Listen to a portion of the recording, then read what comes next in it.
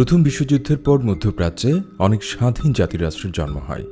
এরপর কেটে গেছে প্রায় ১০০ বছর।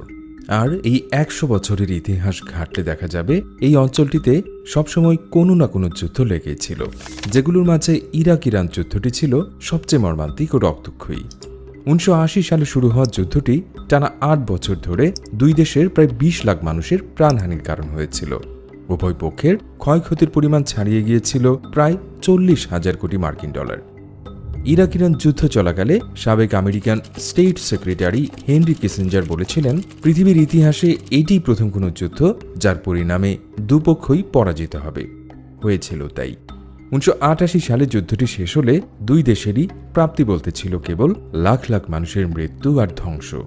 কিন্তু কেন কিভাবে শুরু হয়েছিল ইরাক ইরান যুদ্ধ, তাই জানার চেষ্টা করব আদ্যপান্ত আজকের পর্বে।